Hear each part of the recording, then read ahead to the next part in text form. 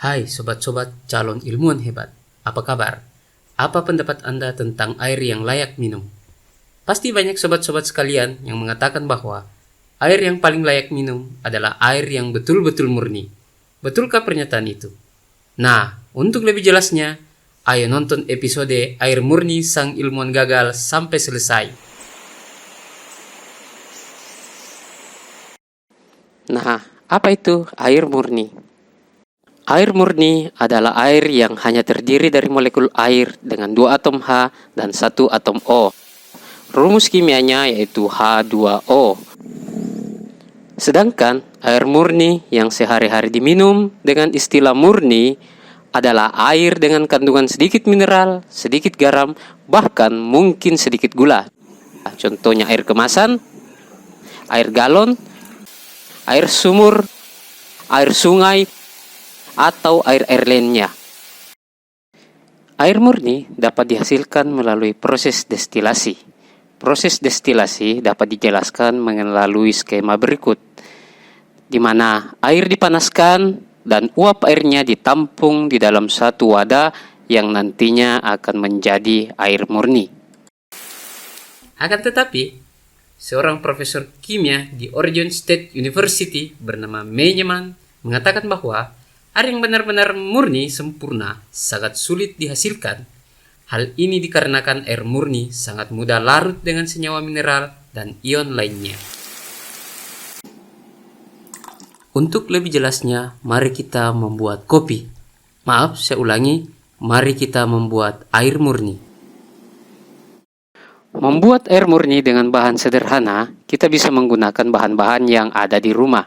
Yang pertama panci, banyak juga boleh, hasil pelampiasan amarah ibu-ibu di rumah. Yang kedua, wadah, kita bisa menggunakan ceper bekas minum tamu. Dan yang ketiga adalah es batu, bukan untuk membuat es pisang hijau atau es sirup, tapi mempercepat proses pengembungan di dalam panci nantinya. Nah, ini adalah langkah-langkahnya. Pertama, tuangkan air di dalam panci.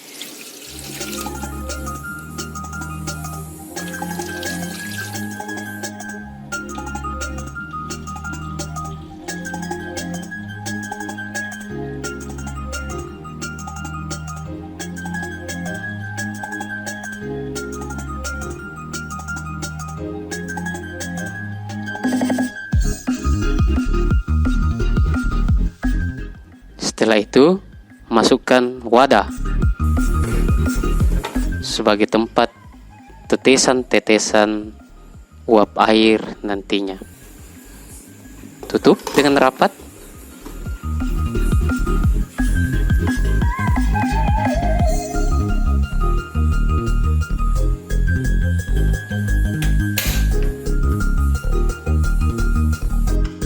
Taruh es.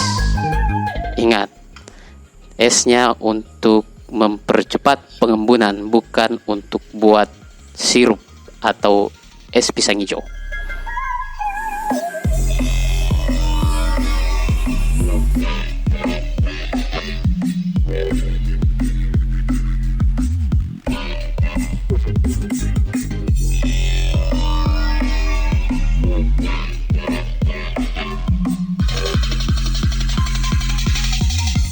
Setelah sekian lama, kurang lebih 1 jam, air murni telah memenuhi wadah tadi.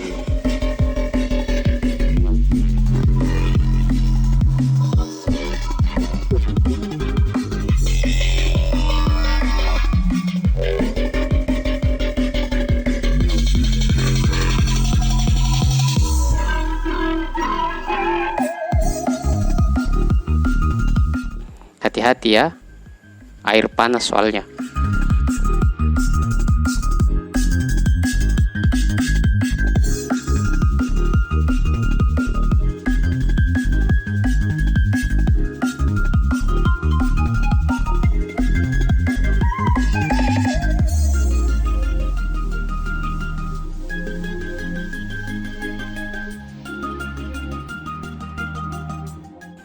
Nah, inilah hasil air murni.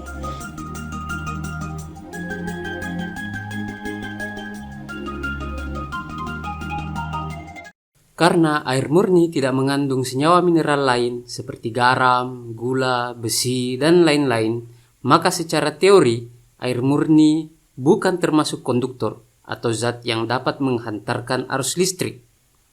Berdasarkan teori ini, maka mari kita membuktikan kemurnian air yang kita hasilkan tadi.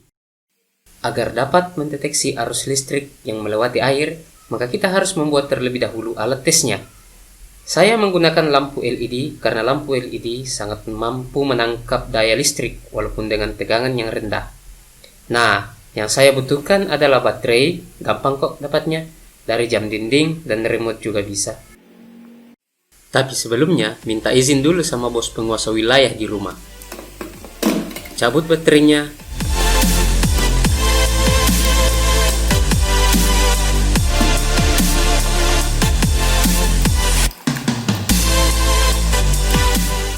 Dan pasangkan pada dudukan baterai. Dudukan baterainya saya buat dari bekas mainan si adek yang sudah rusak. Lampu LED-nya juga dari mainan helikopternya.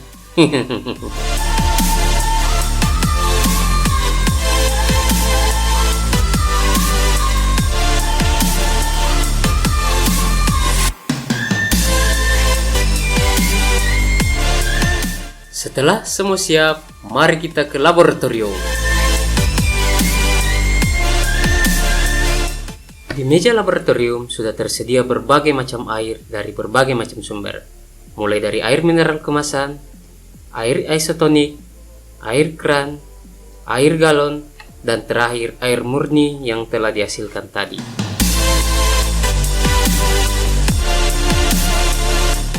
Setelah perjalanan panjang, selanjutnya adalah momen yang paling ditunggu-tunggu. Saatnya percobaan. Kita mulai dari air mineral kemasan X, yang katanya ada manis-manisnya gitu.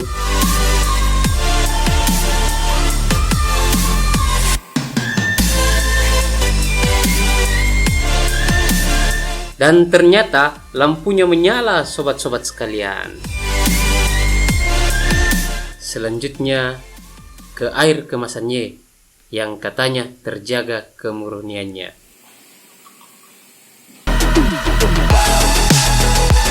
Ternyata lampu juga ikut menyala.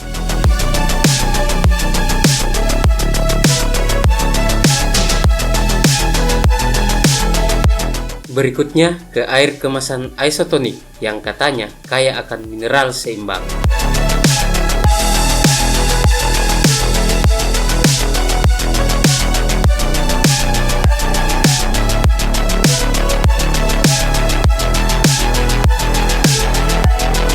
Lampu juga menyala, bahkan lebih terang. Pada air kran dan air galon, lampu LED juga menyala menunjukkan ada arus listrik yang mengalir. Yang terakhir, yaitu air dari hasil destilasi sederhana yang sebelumnya telah kita buat. Seperti dikatakan sebelumnya, bahwa air murni sempurna tidak dapat menghantarkan arus listrik.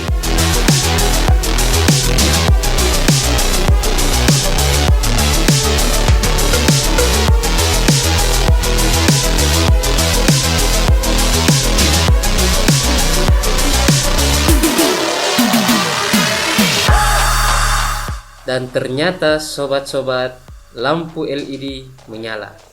Hal ini menunjukkan bahwa air yang kita hasilkan melalui proses destilasi sederhana masih mengikat senyawa-senyawa mineral lainnya ketika proses pembuatannya. Melalui percobaan ini membuktikan pernyataan Neyman, profesor kimia di Oregon State University, bahwa air murni sangat sulit dihasilkan. Perlu pengolahan yang lebih steril dalam laboratorium yang vakum untuk menghasilkan air yang betul-betul murni sempurna. Tapi tenang saja sob, tubuh kita tidak memerlukan air murni sempurna untuk diminum. Fakta sebenarnya adalah air murni tidak bisa diminum dan bukanlah air yang menyegarkan dan sama sekali tidak layak minum oleh manusia, karena dapat menyebabkan tubuh kehilangan mineral dan ion dengan cepat. Tubuh kita lebih membutuhkan air dengan berbagai mineral seimbang yang sehat untuk memaksimalkan fungsi-fungsi elektrolis dalam tubuh. Sekian untuk episode Air Murni Sang Ilmuwan Gagal. Mohon dikoreksi jika ada penjelasan yang keliru atau jika ada yang kurang jelas, silahkan berikan tanggapan dan pertanyaan melalui kolom komentar di bawah. Sampai ketemu lagi di eksperimen lainnya, dan sekali lagi buat sobat-sobat calon ilmuwan hebat, fisika dan kimia itu menyenangkan. See you, bye-bye.